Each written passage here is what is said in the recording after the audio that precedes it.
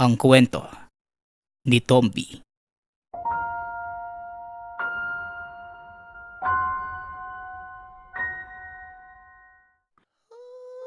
Ang kwentong ito ay hango sa totoong buhay.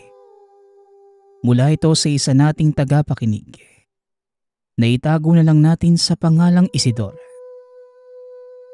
Walang eksaktong taon. Probinsya ng Davao.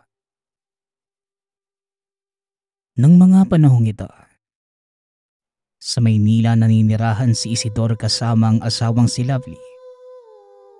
Madalas silang nagsisimba sa Quiapo para magpasalamat sa Diyos sa lahat ng biyayang natatanggap. Kahit simple lamang ang pamumuhay ng dalawa, masaya na ang mag-asawa basta't magkasama.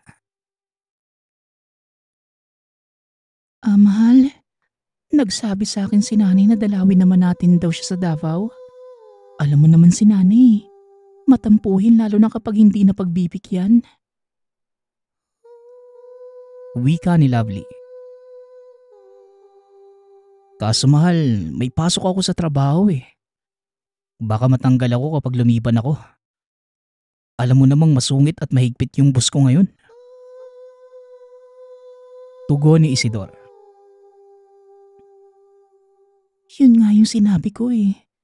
Kaso, baka naman daw pwedeng gawa ng paraan. Muling wika ng asawa. Napabuntong hininga na lamang si Isidor sa sinabi ni Lovely. Hayaan mo mahal. Gagawan ko na lang ng paraan. Sabihin mo kay nanay, hindi tayo mangangako pero susubukan ka mo natin. Tugon ni Isidor. Pagkalipas ng ilang araw, nakumbinsi ni Isidor ang amo na payagan siyang magbakasyon ng isang buwan. Ipinaalam nito sa amo na kailangang bisitahin ang biyenan sa Davao. Sinabi na lamang niya na may malala itong sakit at kailangan na magbabantay sa probinsya. Pumayag naman ang amo ni Isidor. Binigyan ito ng isang buwan na bakasyon. Masaya namang binahagi ni Isidor ang balitang ito kay Lovely. Mahal, naayos ko na ang lahat. Pinayagan ako magbakasyon ng amo ko ng isang buwan. Pwede na tayong pumunta sa Davao at mabisita si nanay. Wika ni Isidor. Talaga mahal? Salamat Matutuwa si nanay kapag nalaman niyang bibisitahin natin siya. Tugon ni Lovely. Sa loob ng ilang araw, naghanda ang mag-asawa para sa magiging biyahe papuntang Davao.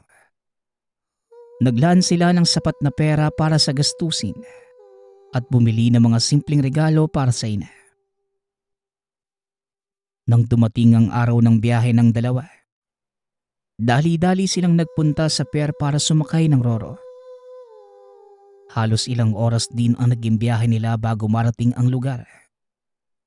Pagkarating naman sa baryo kung saan nakatira si Nanay Tanya, sinalubong sila nito ng masayang yakap at pagbati. Oh, Lovely, Isidor, nakarating din kayo sa wakas. Nagpapasalamat ako na nabisita niyo ako dito. Wika ni Nanay Tanya. Halos maluha pa ito nang makita ang mag-asawa. Masaya namang nagbakasyon si Lovely at Isidor sa lugar. At nakapiling si Nanay Tanya. Makikita naman sa mukha ng ina na sobrang saya nito na makita ang anak at manugang. Habang nasa probinsya, sinulit na lamang nila ang oras na kasama nila si Nanay Tanya. Naku Nay, matagal kami dito ni Isidor. Isang buwan din kami dito kaya magagawa natin ang mga gusto mong gawin. Wika ni Lovely. Talaga anak, mabuti at pinayagan ka ng amo mo Isidor. Matagal din ang isang buwan Tugon ni Nanay Tanya. Napakasaya ng unang naging isang linggo ng mag-asawa sa lugar. Nagpiknik ang mga ito, naglibang sa ilog at umakyat sa bundok. Natuwa din silang makasama si Nanay Tanya sa bukid. Ngunit pagkalipas ng ilang linggo, napansin nila na tila nagbago ang aura ng ina. Tila naging napakabigat nito. Isang umaga, tinawag niya ang mag-asawa para makausap. Anak, Isidor, may dapat kayong malaman tungkol sa akin. Wika ni Nanay Tanya. Hindi maipinta ang mukha nito. Ano po yun, Nay? Bakit mukhang seryoso po ang sasabihin niyo Kinakabahan tuloy ako. Tugon ni Lovely. Nakita kong naging masaya kayo sa loob ng isang linggo. Pero may dapat akong sabihin sa inyo. Pero natatakot akong masira ang kasiyahan niyo. Muling wika ng ina. Ano po ba yun, Nay? Sabihin mo lang po sa amin. Mas mahalaga po kung ano ang sasabihin mo. Kaya nga po kami umuwi dito sa Davao Para po yun sa'yo. Tugon ni Isidor. Kaya ko rin kayo pinauwi dito sa probinsya, anak. Dahil nagpatingin ako sa doktor. Lumabas sa mga findings nila. May malala akong sakit. Cancer. Stage 4 na. Nagulat si Lovely sa narinig. Hindi niya inaasahan ang balitang ito. Maging si Isidor. Hindi nito inaakalang magkakatotoo ang paalam niya sa amo. Pero Nay, bakit ngayon mo lang po sinabi sa amin? Lagi ka naman po namin kasama. Bakit hindi mo lang nabanggit kaagad? Tanong ni Lovely.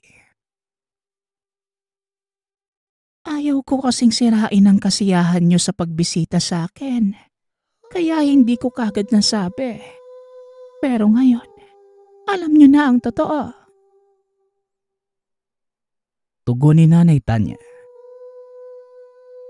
Naiyak na lamang si Lovely at niyakap ang ina. Kahit si Isidor, natahimik at nalungkot sa balitang narinig.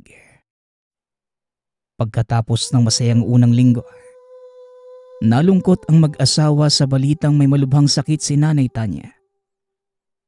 Pero nagpasya na lamang ang mga ito na alagaan at asikasuhing mabuti ang matanda. Nay, huwag ka pong mag-alala. Aasikasuhin ka namin ni Isidor habang nandito po kami. Wika ni Lovely. Salamat anak. Isidor, malaking tulong na ito para sa akin. Tugon ni Nanay Tanya. Tumulong sina Isidor at Lovely sa mga gawaing bahay at bukid. Sinasamahan nila si Nanay Tanya sa pagpunta sa doktor. Binigyan nila ito ng maayos na suporta at pag-aalaga. Ngunit pagkalipas ng isang buwan, kinakailangan ng umuwi ni Isidor sa Maynila para magtrabaho. Hindi na inaprubahan pa ng amo ang ekstensyon ng pagliban. Mahal, kailangan ko na umuwi Pero ikaw, pwede namang dito ka na lang muna kay nanay.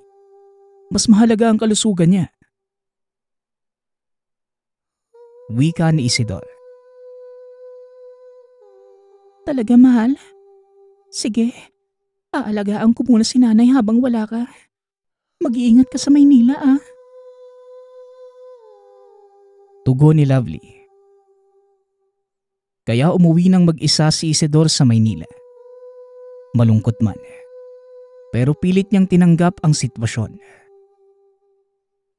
Pagkalipas ng ilang linggo, tumawag si Lovely na mas lalo pang lumala ang sakit ni Nanay Tanya.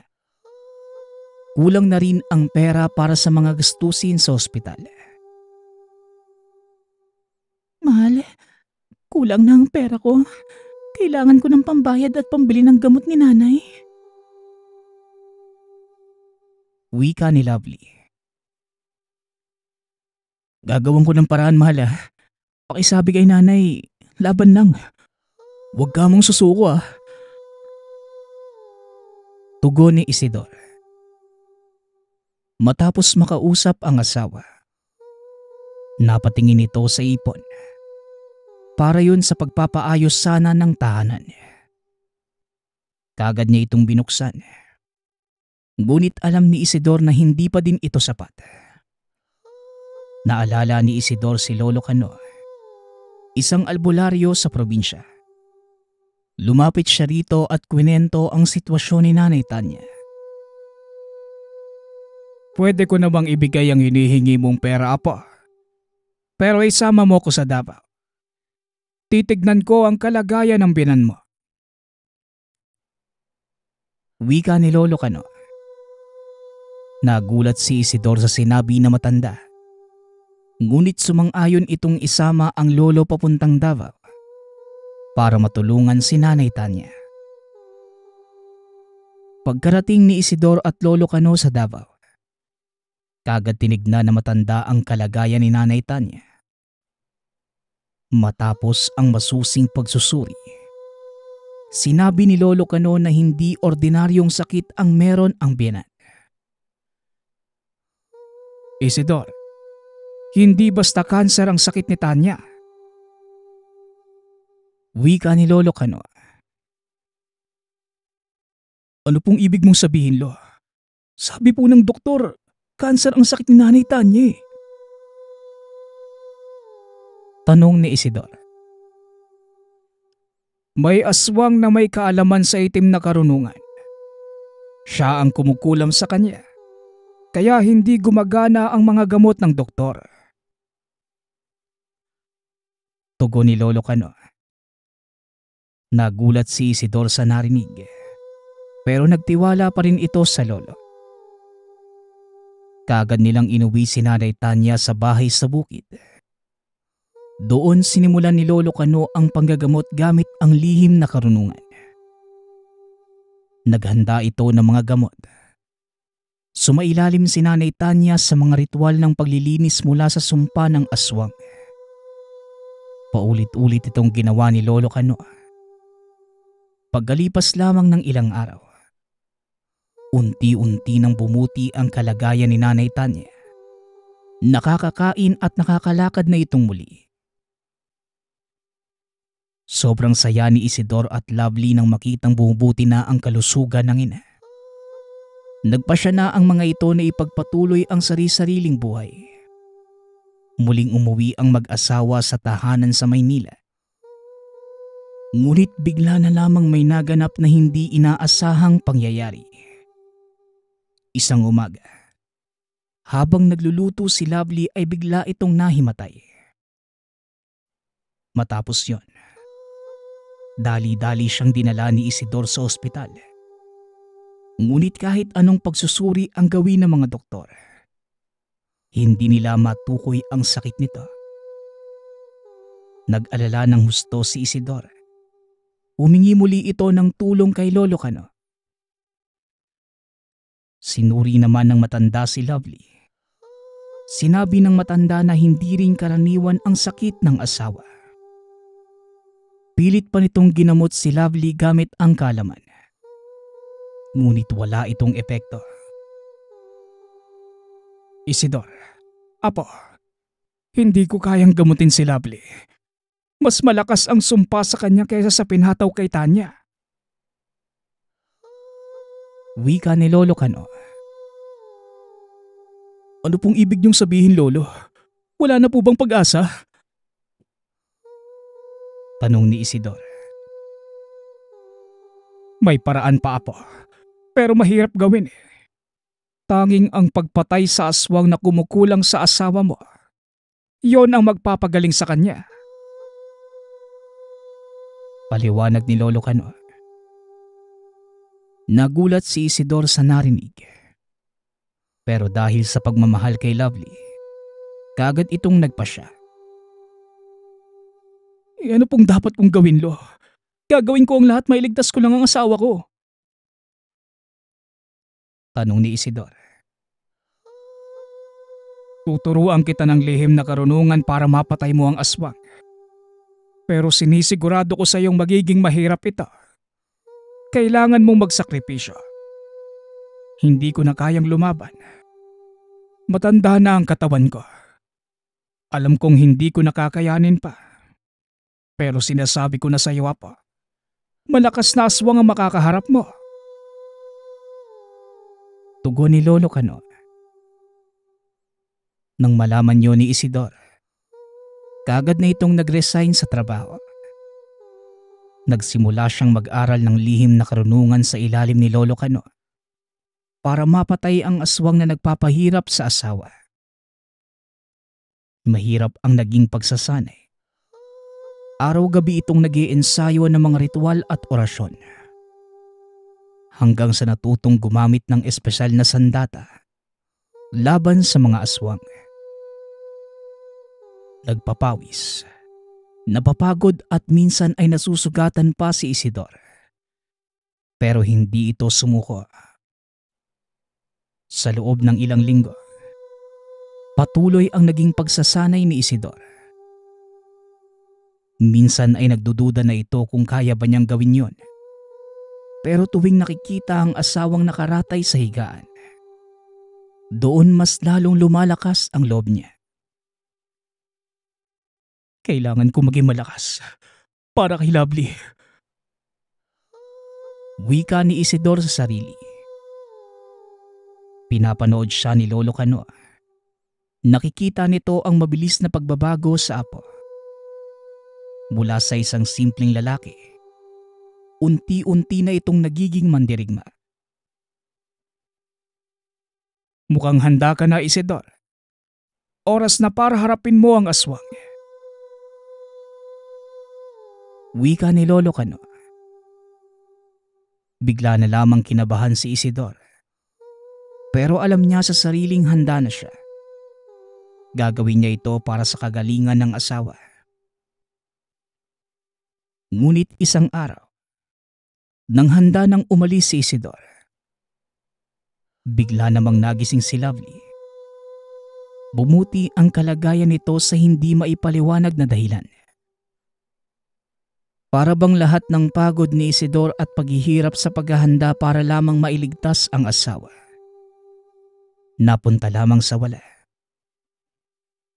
Ngunit hindi na yon inintindi pa ni Isidor dahil mas mahalaga sa kanya na makasama ang asawa. Mabuti naman, mahal, nagising ka na. Nag-aalala na ako sa iyo eh. Akala ko mawawala ka na sa akin. Wika ni Isidor. Masaya itong gumaling ang asawa. Pero hindi nagtagal. Napansin niya na may kakaiba kay Lovely. Hindi na ito katulad ng dati. Isidor, nasaan ang pagkain? Bakit wala pang nakahanda? Tanong ni Lovely. Naguguluhan si Isidor sa mga pagbabago sa ugali ng asawa. Minsan bigla itong nagagalit. O kaya naman biglang tatawa. May mga oras pa na umaalis ito nang hindi nagsasabi kung saan pupunta. Hanggang sa isang gabi, habang natutulog si Isidor, bigla siyang nagising nang may sumakal sa kanya. Napatingin ito at nakita si Lovely pala yun.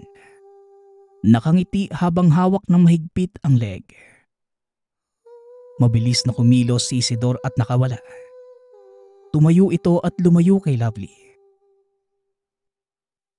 Lovely, ano bang ginagawa mo? Bakit mo ako sinasakal? Tanong ni Isidor. Ngunit hindi tumugon ang asawa. Nakatingin lamang ito sa kanya na tila hindi siya kilala.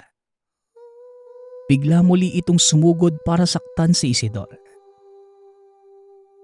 Doon lamang niya napagtanto na merong mali at hindi na ito ang tunay na Lovely.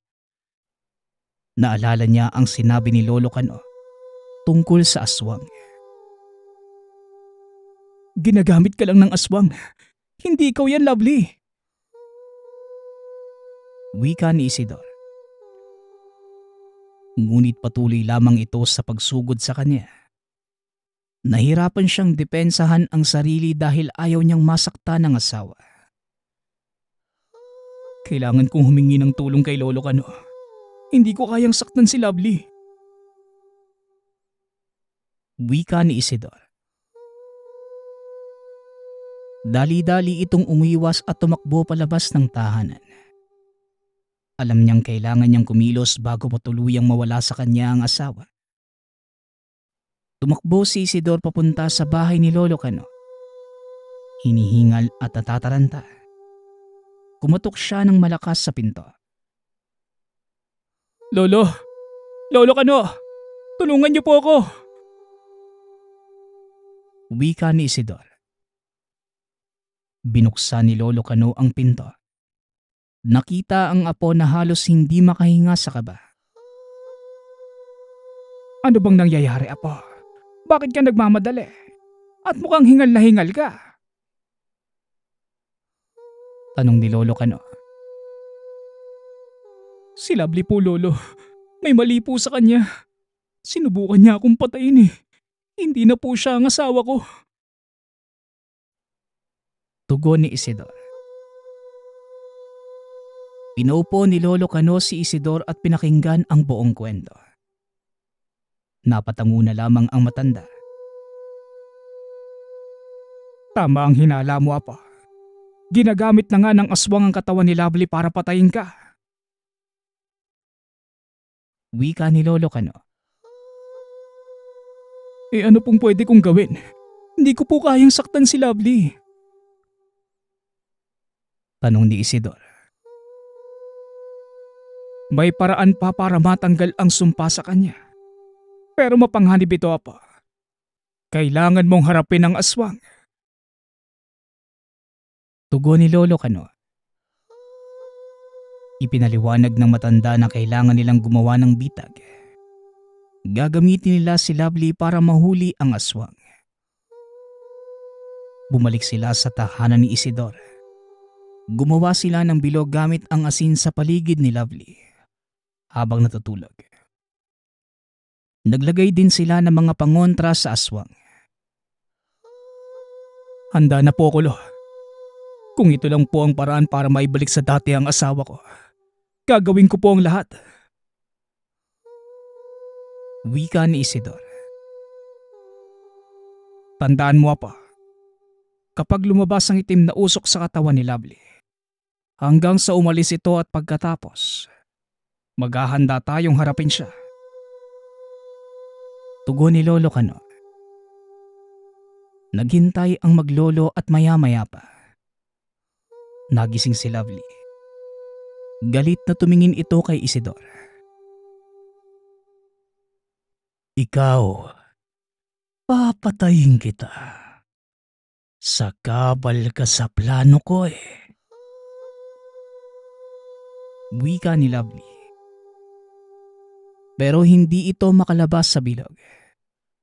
Bigla itong napasigaw at isang itim na usok ang lumabas sa bibig.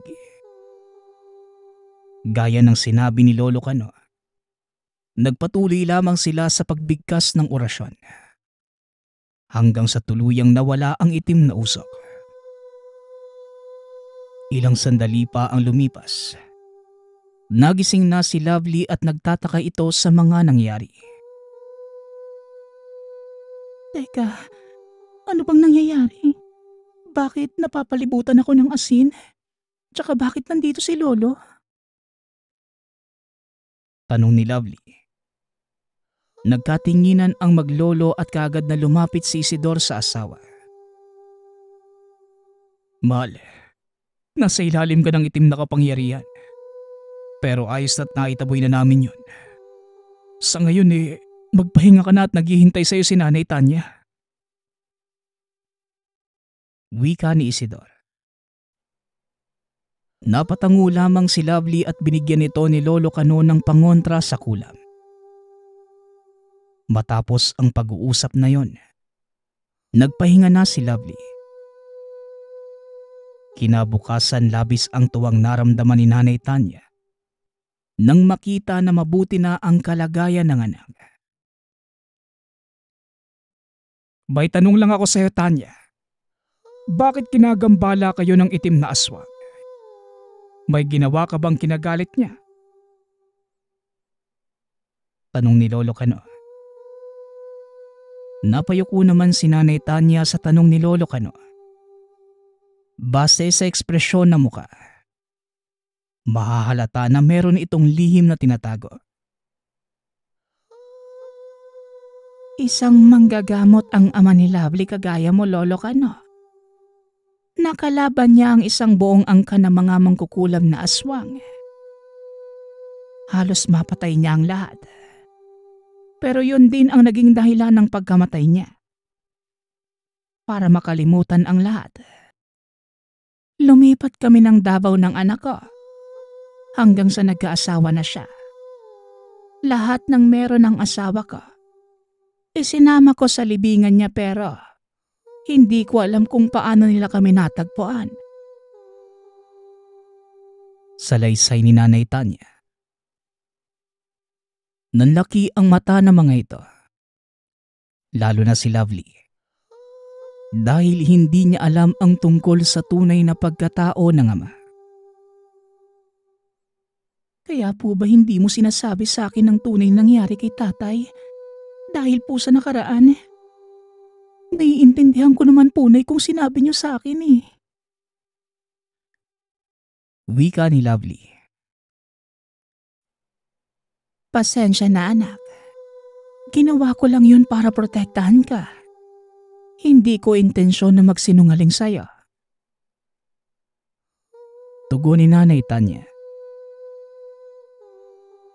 Ano po ang dapat nating gawin para matahimik na po tayo? Sigurado naman, may paraan para matigil na ang kasamaan nila. Tanong ni Lovely. Meron, mahal. Ang kalabanin sila. Yun na lang ang paraan para matigil na ang panggagambala nila sa inyo ni Nanay Tanya eh. Tugon ni Isidor. Kung ganun, sasama ako. Hindi ko kayang manatili lang dito eh. Wika ni Lovely. Hindi na, Lovely. Mas mahihirapan lamang kami na kalabanin siya kung kasama ka. Lalo na't wala kang alam sa lihim na karunungan. Mas mabuti pa kung didito ka na lang. Tugon ni Lolo Kano. Noong una ay nagpupumilit pa si Lovely pero sa huli, wala na itong nagawa kundi ang magpaiwan. Nag-aalala ako para sa iyo, mahal. Ingatan mo ang sarili mo ha, at pakiusap. Bumalik ka rito. Hihintayin kita. Wika ni Lovely. Naghanda na sina Isidor at Lolo Kano para sa kanilang paglalakbay. Nag-impake sila ng mga gamit at kinakailangang bagay para sa kanilang misyon. Bago umalis, lumapit si Isidor kay Lovely para magpaalam. Mahal, kailangan na naming umalis. Nangangako kong tatapusin ko ito para sa'yo. Pati na rin kay Nanay Tanya. Wika ni Isidor. Naiintindihan ko, mahal. Pero natatakot ako eh. Paano kung may mangyari sa'yo? Ano nang gagawin ko? Tanong ni Lovely. Huwag kang mag-alala. Kasama ko naman si Lolo Kano eh.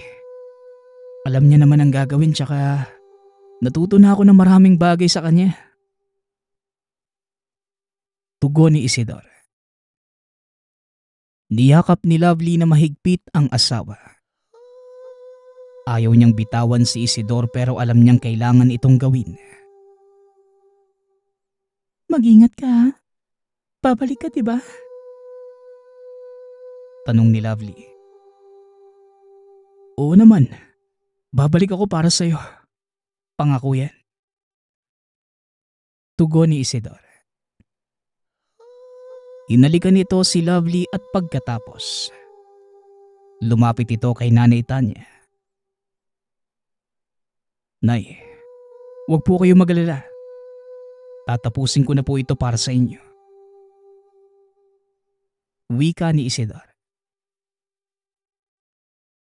Salamat anak. Mag-iingat kayo ni Lolo ka no. Ipinagdarasal ko kayo. Tugon ni Nanay Tanya. Tumango si Isidore at lumapit sa kanya si Lolo Kano. Handa ka na ba, Apo? Ito na ang hinihintay ng ating kalaban. Tanong ni Lolo Kano.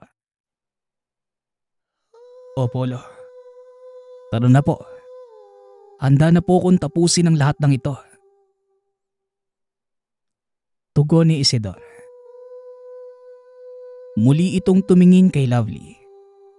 Ngumiti at kumaway. Pagkatapos ay nagsimula na silang maglakad papalayo.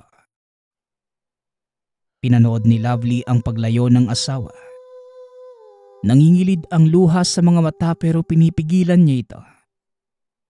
Kailangan niya maging matatag para kay Isidore. Naglakad na ang maglolo papunta sa kabundukan. Ayon sa mga kwento, doon matatagpuan ang kuta ng mga aswang. Hindi madali ang kanilang paglalakbay. Sa unang araw pa lamang ay nakaharap na sila ng maraming pagsubok. Una, tinatawid nila ang malalim na ilog nang bigla silang sinalakay ng mga maliliit na nilalang. Mahirap makita ang mga ito. Dahil halos kasing liit lamang sila ng mga daliri. Sinubukan nilang kagatin ang maglolo. Dali-dali namang kumilos ang matanda. Nagbigkas ito ng mga orasyon at biglang nawala ang mga nilalang. Nagpatuloy na ang mga ito sa paglalakad. Kinagabihan, habang nagpapahinga sa gitna ng gubat, nakarinig sila ng mga kakaibang ingay. Tila may umuungol na hayop. Nang tignan nila ito, nakita nilang palapit sa kanila ang isang malaking baboy ramo. Pero kakaiba ito dahil tila nagbabaga ang mga mata. Kumilos na si Isidore. Inilabas ang tabak na bigay ni Lolo Kano at hinarap sa baboy ramo. Nagkaroon ng maikling labanan. Kaagad ding napatay ni Isidore ang nilalang. Nang sumunod na araw, tuloy-tuloy lamang ang mga pagsubok. Napakarami ng kakaibang insekto. Sa ibang pagkakataon naman, mga puno na bigla na lamang gumagalaw at sumasalakay. Nagtagal ang kanilang paglalakbay ng halos 1 linggo. Hanggang sa isang gabi, habang nakaupo sa harap ng apoy ay nagsalita si Lolo Kano. Apo, malapit na tayo. Nararamdaman ko na ang presensya ng kalaban. Wika ni Lolo Kano. Napatango na lamang si Isidore at sinabing, hindi na po ako makapaghintay na makaharap ang aswang na muntik ng kumuha sa buhay ng asawa ko. Tugon ni Isidore. Kinaumagahan, inakyat na nila ang tuktok ng bundok. Doon nila nakita ang isang malaking kuweba at sa entrada nito, may mga nakasabit na buto ng tao at hayop. Sigurado ako, Apo. Ito na ang kuta ng aswang. Maghanda kay Isidore. Malakas ang pakiramdam nila. Kaya itago mo lang ang presensya mo nang hindi ka nila maramdaman. Wika ni Lolo Kano. Huminga ng malalim si Isidore at hinawakan na mahigpit ang tabak. Dahan-dahan silang pumasok sa loob ng madilim na kuweba. Hindi alam kung ano ang naghihintay sa kanila sa loob. Gumamit sila ng orasyon upang makapasok sa dilim at hindi makita ng mga aswang. Maingat silang lumakad palayo sa entrada. Hindi nagtagal. Nakarinig sila ng mga tinig. Tila mga ugong na tinutugtog ng mga hayop. Hanggang sa nakita nila ang mga nakakasindak na mga aswang. May mukha ng tao ang mga ito pero katawan ng iba't ibang hayop. Kumakain ng kung anong laman. Habang ang iba naman, nagsasayaw sa paligid ng tila itim na perlas na nagliliwanag. Narito na sila po. Maging maingat ka. Huwag ka magpapadala sa anumang naririnig mo. Dahil maaaring patibong lang nila yon. Wika ni Lolo Kano. Tumangulang si Isidor. Mahigpit niyang hinawakan ang tabak na may bakal na talim at orasyon. Nakahanda na silang dalawa para sa labanan. Hanggang sa bigla silang sinalakay ng napakaraming aswang. Sumasayaw at umuungol ang mga ito. Gumagalaw na para bang nahahayok na halimaw. Gumanti naman si Isidor ng pagdaga. Habang si Lolo Kanu naman, nagpakawala na ito ng mga orasyon. Isa-isang natutumba ang mga aswang sa paanan na maglolo. Pinalasa ni Isidor ang pakiramdam. Dahil mabilis at tuso ang mga kilos ng kalaban. Samantalang si Lolo Kanu naman, walang patid na nagbibigkas ng mga banal na salita para saktan ang mga kalaban. Habang patuloy ang labanan, lumabas ang pinakamalakas na aswang. Si Adong, ang pinuno ng nayo ng mga aswang. Matanda na ang itsura, pero sobrang laki pa din ng pangangatawan. Sino kayo? At bakit nyo ginagambala ang aking kaharian? Dahil dyan, parurusahan ko kayo. Sigaw ni Adong.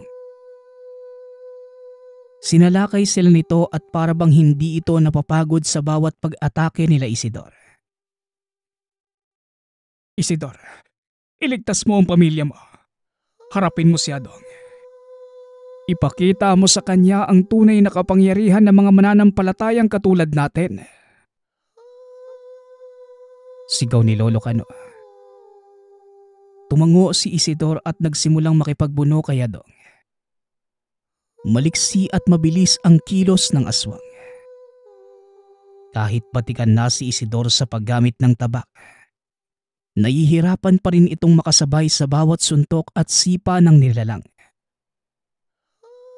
Habang nakikipagbakbakan si Isidor, nagdadasal naman ng orasyon si Lolo Kano upang patahimikin ang mga natitirang aswang. Ipinakita niya ang buong kapangyarihan ng panata.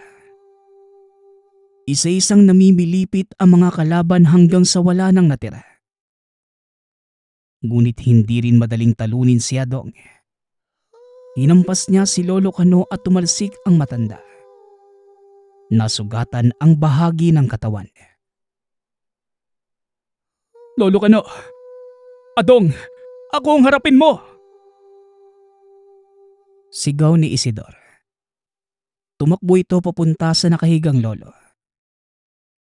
Ipinagpatuloy nila ang labanan. Hinarap ni Isidor si Adong ng buong tapang. Hanggang sa isang malakas na suntok ang tumama kay Isidor. Tinamaan ito sa tiyan at natulak palayo. Napaluhod siya at nagingalo. Kaagad namang lumapit si Adong para saksakin si Isidor ng mahahabang kuko. Hindi ako susuko. Ito na ang huli nating laban. Wika ni Isidor. Binuhos na niya ang buong lakas. Muling sumugod kay Adong hawak ng mahigpit ang tabak. Nagpalitan sila ng malalakas na suntok at sipa. Galit na galit si Adong at nanggigigil ang mga kamay. Maingay at nakakabingi ang pagsigaw nito. Binabalot ng malakas na sigawan ang paligid, pero patuloy lamang sa pag-atake si Isidor. Hanggang sa wakas, nakakita ito ng pagkakataon. Nasaksak niya ang matandang aswang sa leeg gamit ang tabak. Umagos ang dugo ng kalaban. Nanlaki ang mga mata ni Adong. Napaatras ito at naghihingalo. Hinanda ni Isidor ang huling lakas. Muli siyang sumugod kay Adong. Buong lakas nitong sinalubong ng tabak ang kalabang aswang. Naputol niya ang kamay nito at dumiretso sa dibdib. Napaatras ang nilalang habang nakabaon ang tabak sa katawan. Tuluyang natalo si Adong. Nilapitan ni Isidor ang aswang. Kinuha ang tabak at pinugutan ng ulo ang nilalang. Nanghihinang hinihingal si Isidor. Duguan at pagod. Napasigaw na lamang ito. Dahil sa wakas, natalo na niya ang pinuno ng mga aswang. Dali-dali siyang tumakbo para tulungan si Lolo Kano. Nilunasan nito ang mga sugat na natamo ng matanda. Pagkatapos ng lahat ng yon, umuwi na si Isidor at Lolo Kano.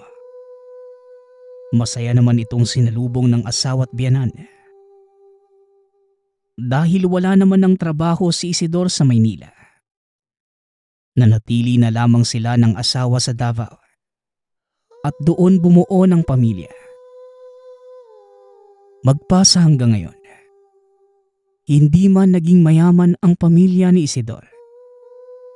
Masaya na ang mga itong magkakasama.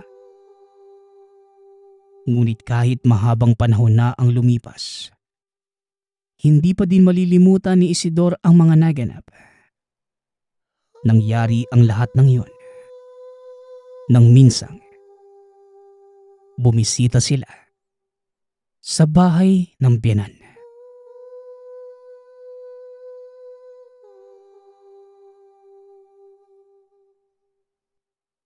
Ang kwentong ito ay hango sa totoong buhay. Mula ito sa isa nating tagapakinig na itago na lang natin sa pangalang Marson. Taong 1970. Probinsya ng Iloilo.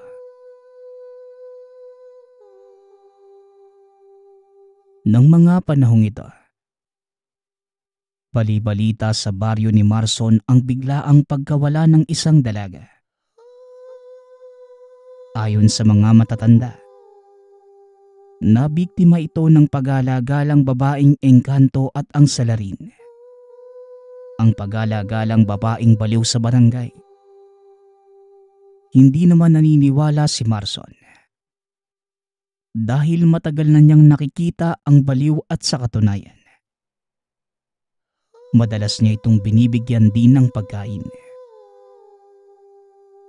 Tuwing lumalabas, hindi na lang pinapansin ng usap-usapan dahil mas pinagtuunan ng pansin ng ina na si Aling Aya. Dahil habang tumatagal, mas lalo itong nag-uulyanin. Sa dumaang 2 taon, halos araw-araw na lang nagkakaroon ng aberya sa tahanan. Dahil madalas kagad nakakalimutan ng ina ang ginagawa. Isang beses ay nagsasaing ito at walang ano-ano'y lumabas ng tahanan para mamalengke. Pagkabalik ay nasusunog na ang kusina at mabuti na lamang. Naagapan pa ito ni Marson na galing sa koprahan. Kaya sobrang tutok talaga ang atensyon sa ina. Kung hindi kinakailangang lumabas ay hindi na ito umaalis pa ng tahanan. Isang araw, habang pababa si Marso ng bundok dahil sa pangunguha ng anahaw at kawayan. Para dugtungan pa ng isang kwarto ang tahanan. May napansin itong isang binata sa dinaan ng sapa at nakatitig sa kawalan. Nilapitan niya ito at tinanong kung ayos lang ba. Hindi naman tumugon ang binata bagkus. Gumiti lamang ito kay Marson. Nagpatuloy na lang siya sa paglalakad at pagkarating ng tahanan. Ibinaba ang mga dala. Diretsyong nag-umpisa sa pagkukumpuni at paggawa ng bagong kwarto. Habang abala sa pagpupukpok ng bubong, napansin nito ang binatang nakita sa sapa na nakaupo sa harap ng tahanan. Pinabayaan niya lamang ito dahil baka tumatambay lang naman. Maya-maya pa't nagyaya na ang ina naman ng halian. Dahil sa hindi pa din umaalis ang binata. Niyaya nila itong sumabay sa pagkain at hindi naman tumanggi. Habang nasa hapagkainan, batid ni Marso na masaya naman ang binata dahil nagbabahagi din ito ng patungkol sa buhay. Nagpakilala pa ito sa pangalang Taod. Nakikitira lamang siya sa tiyahin dahil bata pa lamang na abandonahin ng mga magulang. Hindi na nagtanong pa si Marson at nang matapos kumain, nagpaalam na din ang binata habang pinagpatuloy na ni Marson ang paggawa ng kwarto. Iginugol lamang niya ang buong oras sa ginagawa. Kinaumagahan, habang nag-aalmusal ay muling pumunta sa tahanan si Taod. Niyaya itong kumain ni Marson at nagkwentuhan ang dalawa. Nabanggit nito na pinalaya siya ng tiyahin. Sa hindi malamang dahilan, kaagad itong inalok ni Marso na manuluyan muna sa bagong gawang kwarto. Natuwa naman ang binata. Kaya nang mismong araw na yon, nag-umpisa na itong manirahan kasama ang mag-inang Marson at Aling Aya. Sa isang buwang paninirahan ni Taod sa kanila, wala namang naging problema ang mag-ina. Dahil likas na matulungin at masiyahin ang binata. At sa katunayan, nakakasama ito tuwing nagsisimba at kapag may nilalakong kakanin si Marson.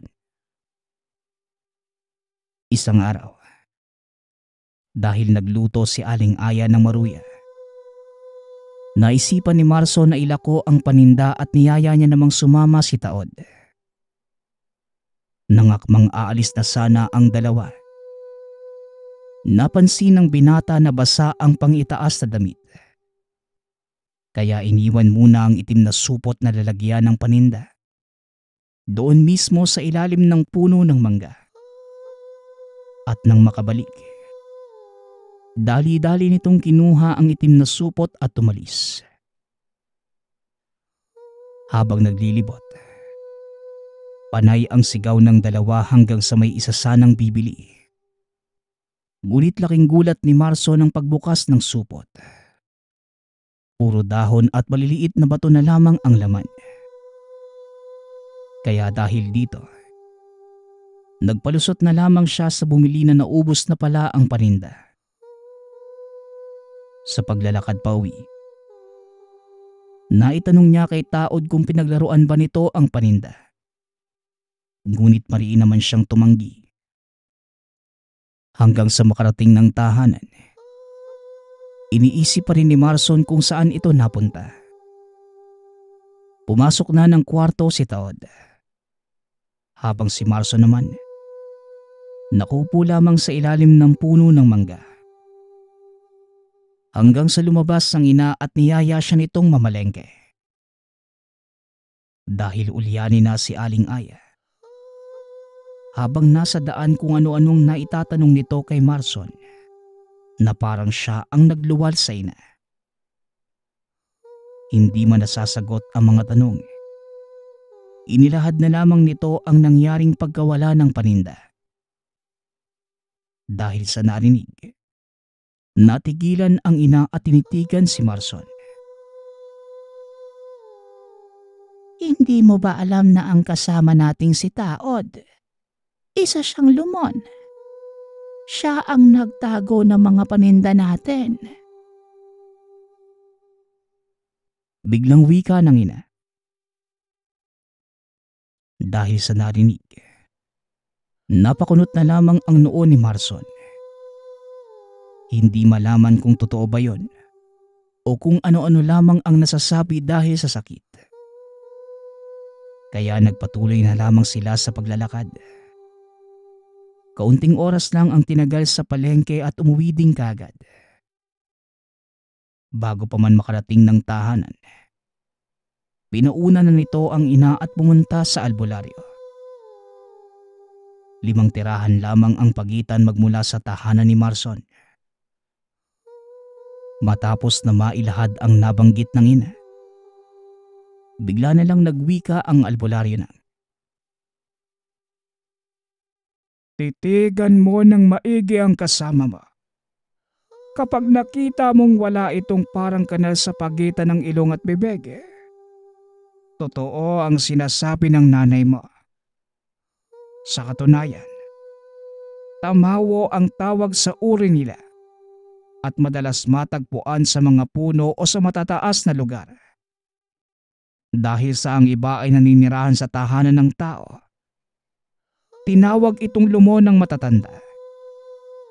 Hindi man sila lubhang mapanganib, iwasan mo lang na makakain ng pagkain galing sa kanila. Kadalasan mga bigas na may malalaking butil. Pwedeng kulay itim, lila o pula ang mga ito, na kung titignan ay parang gumagalaw.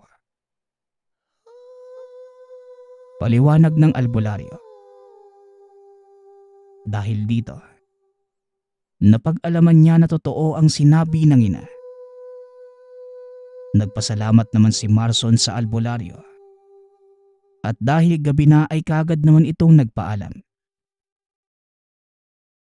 Pagkarating ng tahanan, naabutan niya ang ina na nagluluto ng makakain. Pumunta na muna si Marson sa kwarto. Bigla na lamang siyang tinawag ng ina at nagyayang kakain na ng hapunan. Habang kumakain, biglang sumulpot si Taod kaya pinaupo na ito ni Aling Aya at sumabay sa pagkain. Tinitigan ni Marson ang mukha ni Taod at nabilaukan ng makumpirmang wala nga itong kanal sa pagitan ng ilong at bibig. Dahil sa naging reaksyon ng binata, napatingin ng ina si Taod.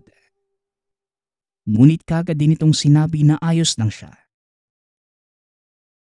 Matapos makakain, kagad na itong nagpaalam na mauuna na sa kwarto. Dahil bigla na lamang sumama ang pakiramdam. Nang makahiga ay hindi nito maintindihan ang nararamdaman. Nagpapasok pala siya ng isang engkanto sa tahanan. Ngunit sa ilang oras na pagninilay-nilay, nagpa siya itong wag na lamang kalabanin. Lalo pat mabait naman ang pakikitungo sa kanila. Lalo na kay Nanay Aya. Tumaan ang ilang araw at gaya pa din ng dati ang nangyayari sa tahanan. Mas tumibay naman ang paniniwala ni Marson na hayaan na lamang si Taod na manirahan. Dahil wala naman itong ginagawa o pinapakitang masama. Isang gabi, habang nagpapahinga si Marson ay tumabi ang ina sa higaan. Yumakap ng napakahigpit at hindi naman umimik pa si Marson.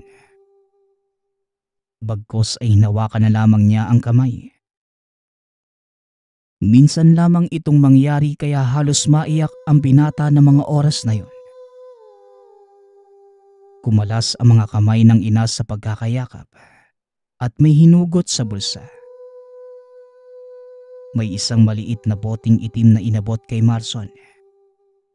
Matapos yon ay bigla na lamang itong tumalikod at naglakad palabas. Dali-dali itong sinunta ng anak at naabutang nakaabang sa pinto si Taod. Ngunit tila may kakaiba. Dahil nakangisi ito nang tumitig kay Marson. Habang ang ina naman, papalapit sa binata at hinawakan nito ang kamay ni Taod. Bigla namang napalingon ang ina sa kanya. Kagaya kay Taod, ngumisi din ito na parang demonyo.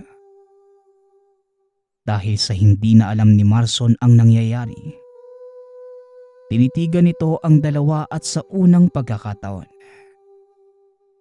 napansing wala din palang kanal ang ina sa pagitan ng bibig at ilong. Nang mga oras na yon, nakaramdam na ng kaba ang binata. Tumakbo ito palapit sa dalawa ngunit sa hindi maipaliwanag na dahilan.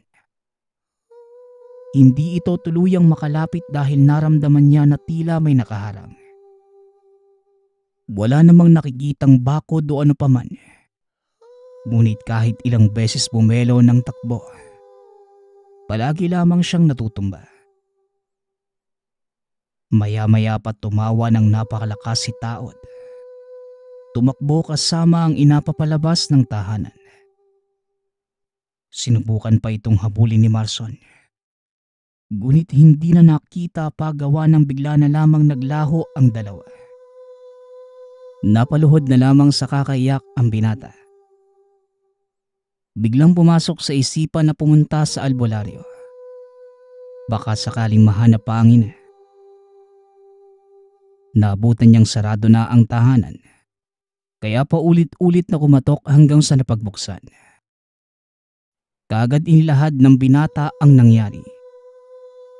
Hiningi ng albularyo ang boteng galing sa ina. Kaya tumakbo pa uwi ang binata at kinuha ang bote na naiwan sa higaan. Pagkatapos yon, bumalik sa tahanan ng albularyo. Pagkarating ibinigay niya ito sa matanda. Binuksan ang bote at may hinugot na papel sa loob. Nakikita naman ito ni Marson. Ngunit hindi mabasa dahil kakaiba ang pagkakasulat. Alam mo ba, Iho? Hindi naman talaga ulyanin ng nanay mo eh. Naging ganito lamang ang pag-uugali niya. Dahil 2 taon na ang nakalilipas nang makakain ito ng bigas galing sa lumon. Ngunit minabuti ng nilalang na hindi na muna ito kunin. Itinago niya ang lahat sa pagiging ulyanin ng ina mo. Ngayon ang nakatakdang panahon para pumunta ang nanay mo sa bago niyang mundo. Si Tawad at ang engkantong nagpakain ng bigas sa iyong ina. Iisa lamang sila. Nakalahad pa dito sa liham na nasa sinapupunan ka pa lamang niya. Kilala na niya si Tawad. Alam din niya na hindi ito isang normal na tao. Isang beses nung 10 taong gulang ka pa lamang, inalok ka ng nilalang ng pagkain. At dahil alam na ng nanay mo na maaari mo yung ikapahamak, nakiusap ito sa nilalang na siya na lamang ang kunin. Kaya naman doon na nag-umpisa ang lahat. Wika ng albularyo. Natulala na lamang si Marson habang nakatitig sa matanda. Hindi malaman ang nararamdaman. Walang ano-ano'y naiyak na lamang hanggang sa nawala ng malay. Nang magising ay naroon na siya sa tahanan ng albularyo. Inalok ito ng matanda na mag-almusal. Kaya bumangon na si Marson at nag-usap ang dalawa.